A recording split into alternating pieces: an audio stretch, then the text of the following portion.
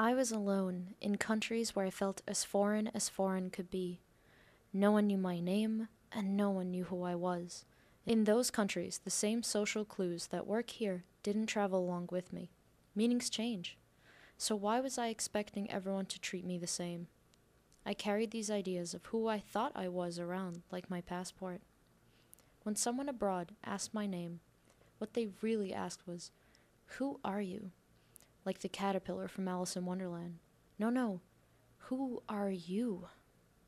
When I realized that underlying question, I thought about how I wanted to answer it, how I wanted to represent myself, my country, my culture.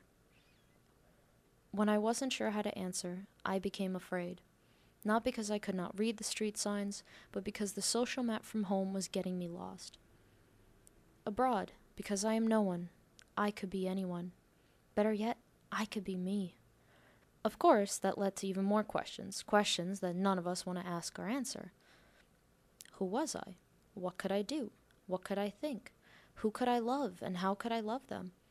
I don't remember when or where I was when I realized that I had the freedom to let it all go. That's when I also realized that the only thing I'd been afraid of was not the sexism, the kidnapping, getting lost, but I was afraid of myself. I was terrified of what I could be, become, and who I was. But who was I? Who did I want to be? Of course, I couldn't be anything new until I unpacked who I thought I was. When we go abroad, we don't only pack clothes and cameras, but we bring the baggage of every single misconception and preconception of our abilities and our faults. That baggage was heavy. It began to feel like all that extra stuff you force into your bag at the last minute. That poor bag you had to sit on to fully zip. I wonder if we pack it so hard so as not to forget who we are, that our stuff will somehow give us weight when we feel we're going to blow away in the crowd of new faces. A reminder of lives that we aren't ready to let go of, reminding us of a community that we will return to. Bursting, painful, that's what I felt like. Full, bloated, wondering why I packed all of that with me, and why did I still feel like carrying all of that with me? So I became afraid that the ideas I carried around with me were like all of that overpacked stuff, weighing me down.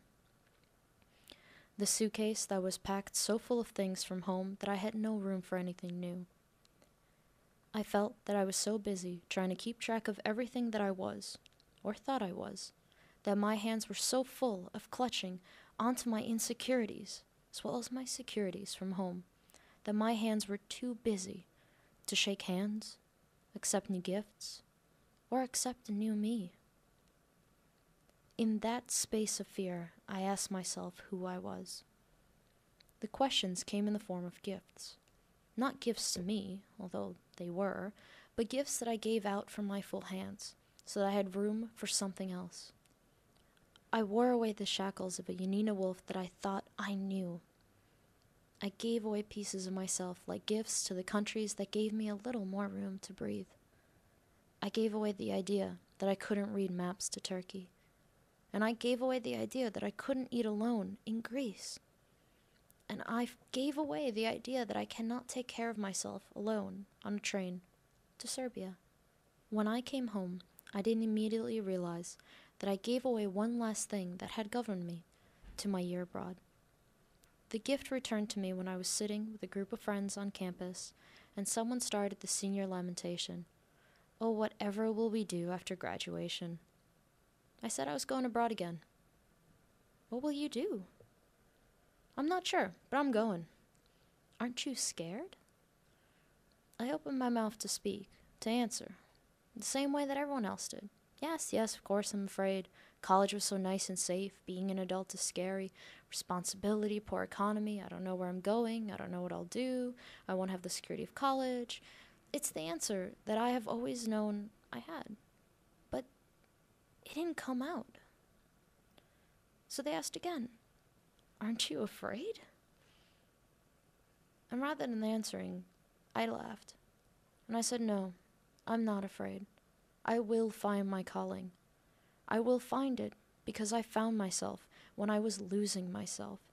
and employment is just not that scary anymore.